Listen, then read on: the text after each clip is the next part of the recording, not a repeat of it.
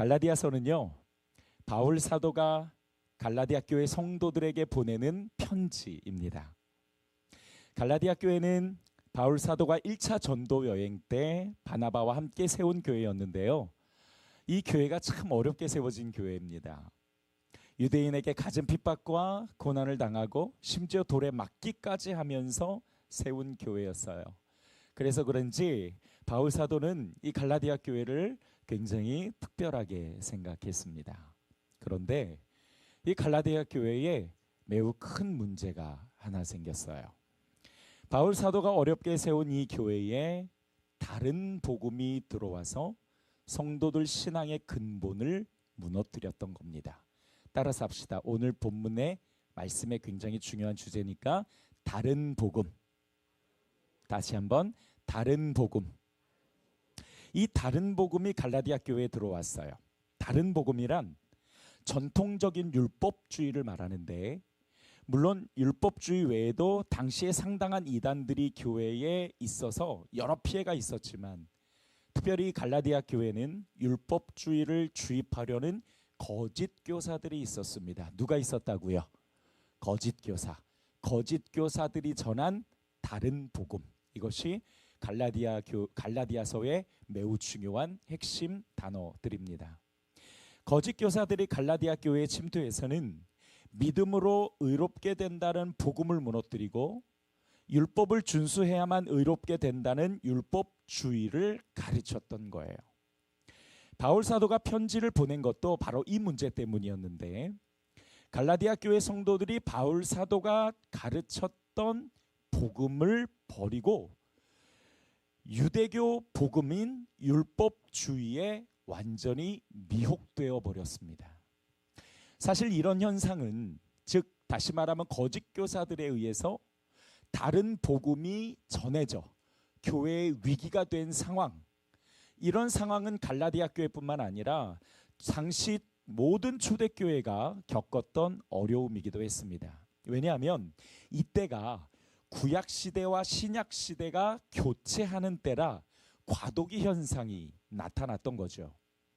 그러니까 예수 그리스도께서 이 땅에 오셨던 기점으로 구약에서 신약으로 넘어가는 그 시기에 구약의 정점인 율법과 신약의 정점인 복음이 부딪히게 된 겁니다. 아직 복음의 정의가 신학이 명확하게 세워지지 않았던 때라 이 율법주의를 가지고 다른 복음을 심으려는 거짓 교사들이 교회마다 매우 판치고 있었습니다. 율법주의 거짓 교사들은 특별히 예수 그리스도를 부인하거나 그러지는 않았지만 완전한 구원을 위해서는 믿음 외에 할례 의식을 비롯해 구약의 율법도 지켜야 된다라고 주장했던 거예요. 초대교회가 바로 이런 율법주의 때문에 상당히 순환을 겪었는데, 이 갈라디아서를 작은 로마서라고 부르기도 합니다. 그 이유는 갈라디아서가 로마서와 마찬가지로 이신득의 복음을 기본 주제로 하고 있기 때문이에요. 자, 여러분, 이신득의가 무엇입니까? 사자성어 아니고요. 이 이신득의는 믿음으로써 의를 얻는다라는 매우 중요한 복음의 근간이 되는 신학입니다. 따라서 합시다. 믿음으로써 의를 얻는다. 여기서 이 의라는 것은 우리가 하나님 앞에 나아가기 위해, 하나님 나라에 들어가기 위해 필요한 것으로서 죄가 없음을 선언받는 것.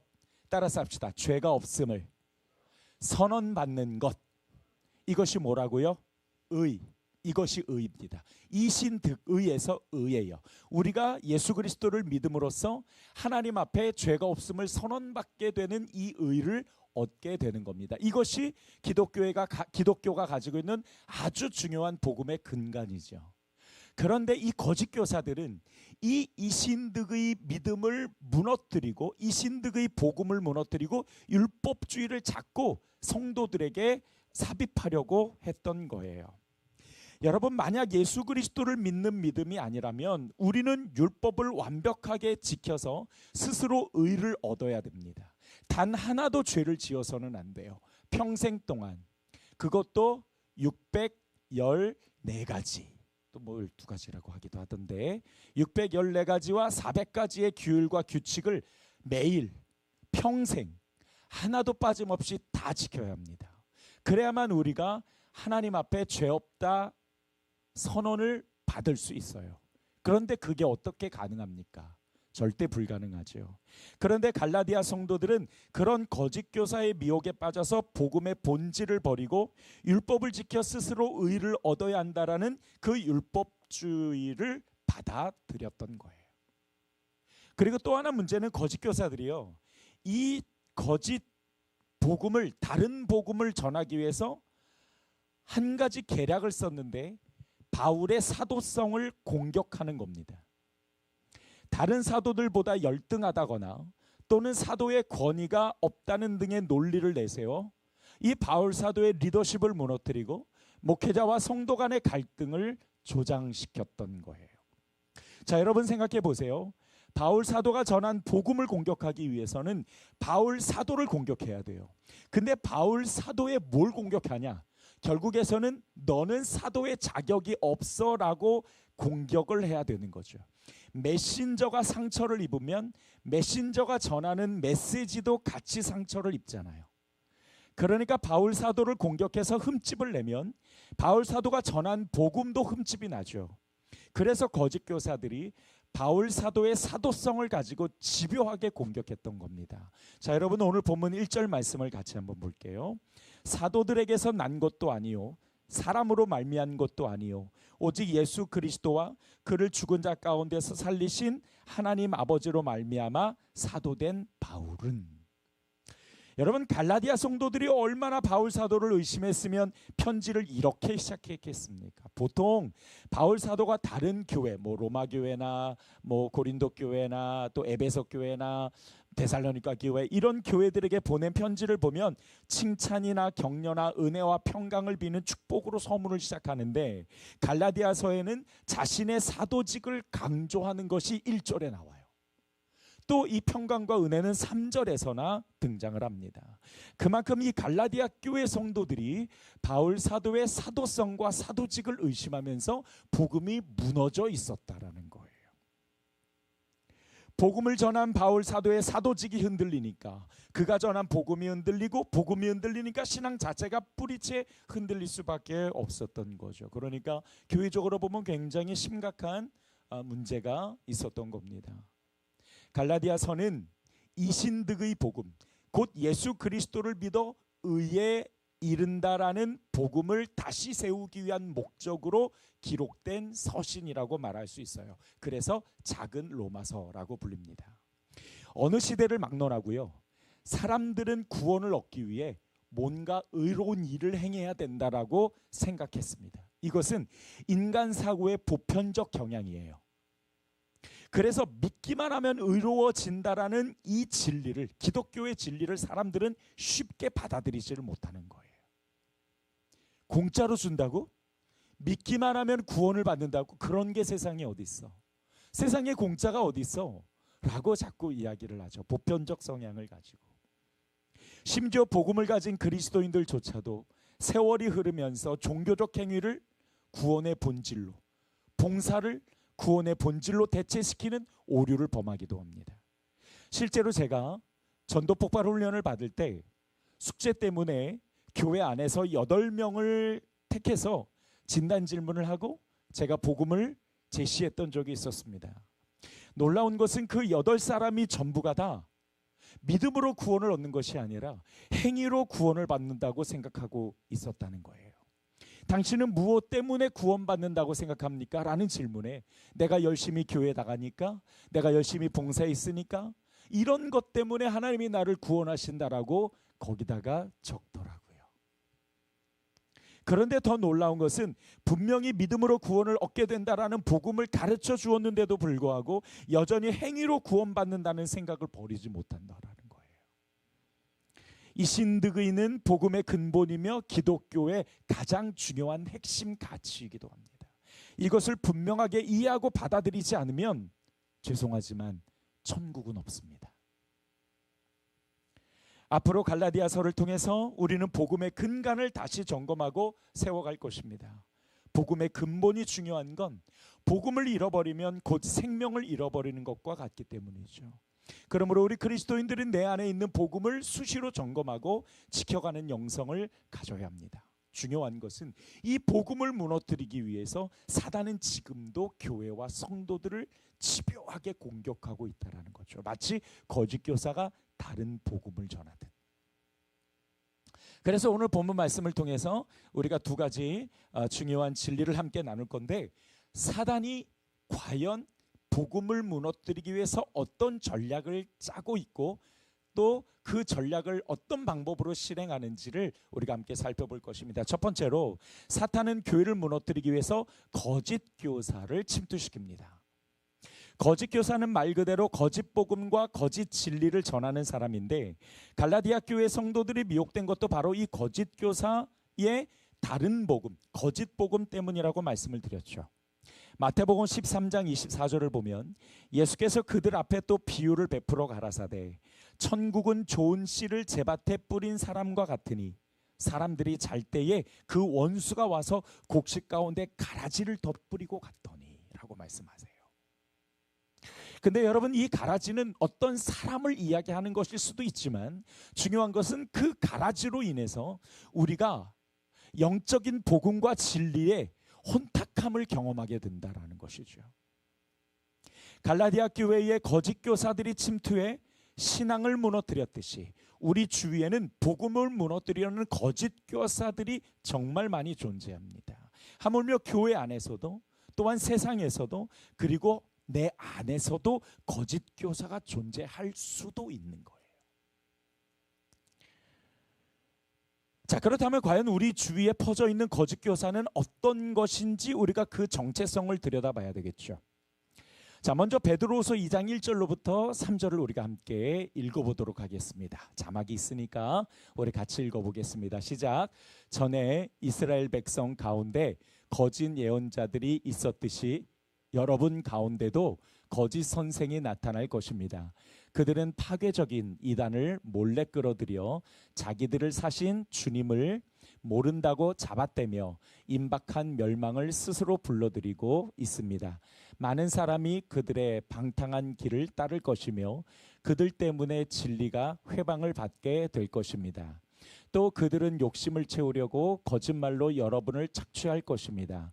그러나 그들은 반드시 하나님의 심판을 받아 멸망하고 말 것입니다. 아멘. 거짓 교사는 어떤 사람이냐? 첫 번째, 예수 그리스도를 부인하는 사람, 즉 예수님을 믿는 믿음으로 의를 얻는다라는 이 이신득의 복음을 부인하는 사람입니다. 두 번째, 멸망을 불러들이는 사람, 즉 다시 말해서 하나님이 기뻐하시는 선한 길이 아닌 사단과 세상이 좋아하는 악한 길로 가게 만드는 사람이죠. 세 번째는 방탕하게 하는 사람, 우리로 하여금 복음을 흔들어 버리고 우리로 하여금 길을 혼란하게 만드는 사람을 이야기해요. 혼란하게 만드는 사람. 네 번째로는 진리를 회방하는 사람, 말씀 밖을 벗어난 것을 이야기하죠. 다섯 번째로는 욕심을 채우려고 거짓말하는 사람. 이런 사람들이 바로 거짓 교사입니다. 이런 거짓 교사는 우리에게 여러 형태로 다가오죠. 그것이 세상의 문화나 가치로 변질해서 때로는 종교다원주의, 세속주의 같은 것이 될 수도 있고요. 교회 안에서 말씀을 벗어나는 것일 수도 있고, 하물며 내 안에 비진리가 진리를 대신하고 있는 것일 수도 있습니다. 세상에도 교회도 내 안에도 이 거짓 교사가 존재할 수 있다라는 겁니다. 얼마든지 다양한 거짓 교사가 나의 복음과 믿음을 흔들어 놓을 수 있는 거죠. 여러분, 갈라디아 교회에 거짓 교사가 침투했던 때가 언젠가 하면 말씀을 가르치고 양육하던 바울 사도가 다른 교회로 파송되었을 때였습니다. 당시 초대교회에서는 지도자의 부재는 곧 말씀의 부재로 연결되는 것들이 참 많았어요. 그러니까 말씀이 없으면 거짓 복음이 내 안에 스며들기 시작한다라는 거죠.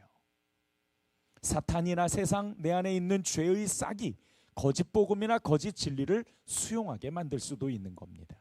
그러므로 말씀 중심의 신앙생활이 참 무엇보다 중요하다라는 생각을 하게 됩니다.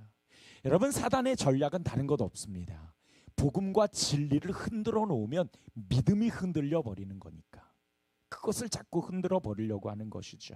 이것이 사단의 전략입니다. 말씀과 멀어지게 하고 하나님께 무감각하게 만들어서 그 관계를 서운하게 하는 것이죠.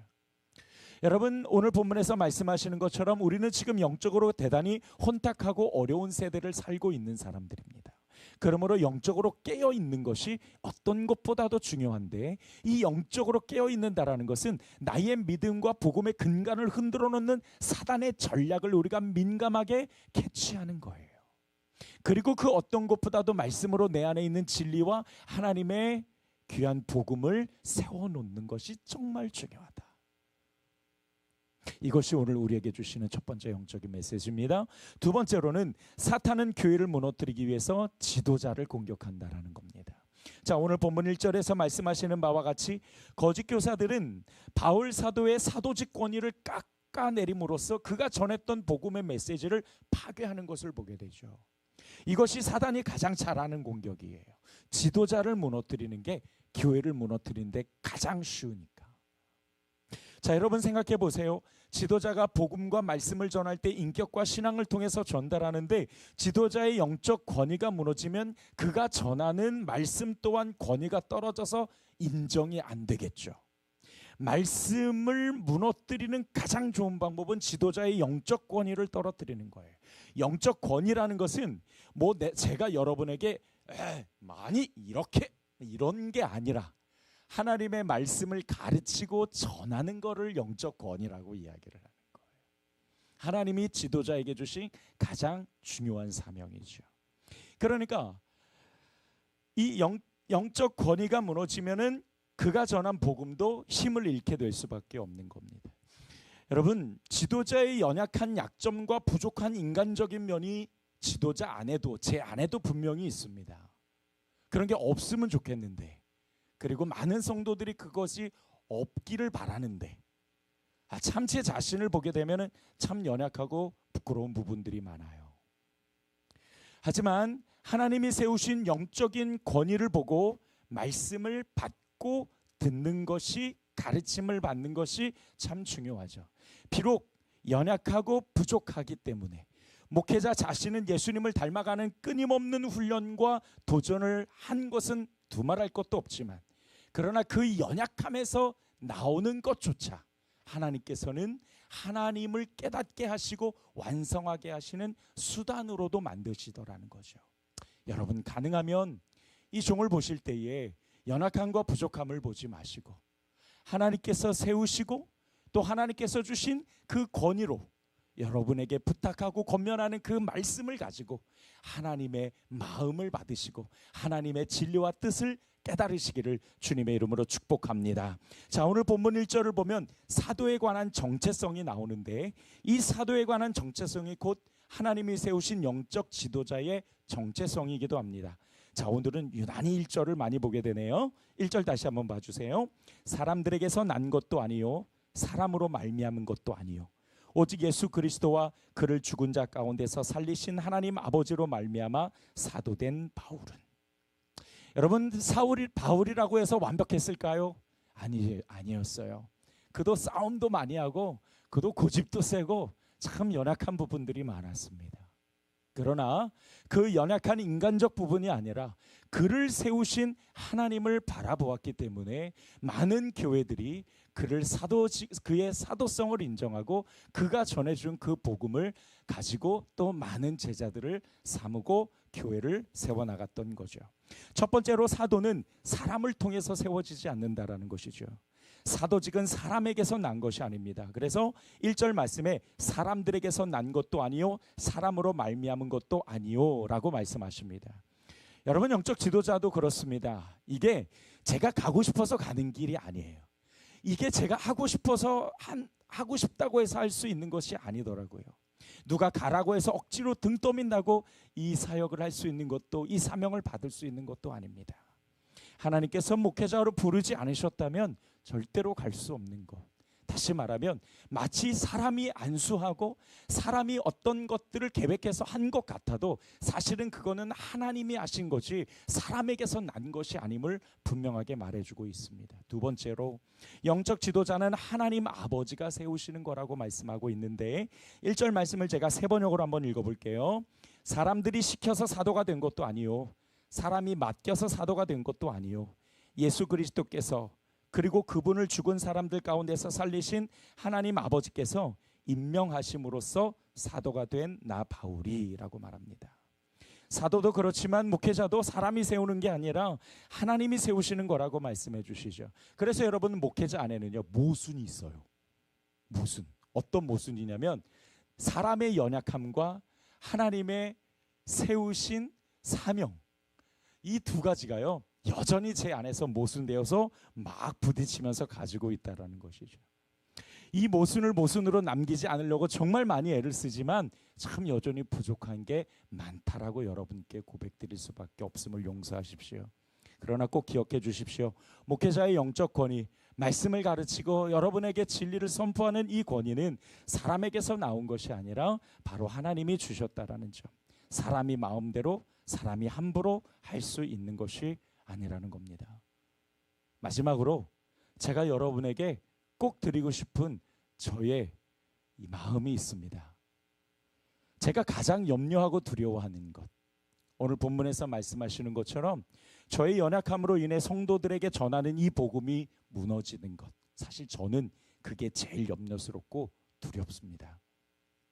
저도 더욱 최선을 다해 여러분을 하나님이 계신 곳으로 이끌어 가기 위해 기도하며 말씀으로 전진하겠지만, 또 인간의 그 연약함이 보였을 때 여러분 조금 더 너른 마음으로 용서해 주시고 또 기다려 주신다면 지금보다 훨씬 더 성숙하고 좋은 모습으로 여러분들을 이끌어 갈 것이고, 또 여러분들에게 하나님의 말씀을 전달하는 목사가 되겠습니다.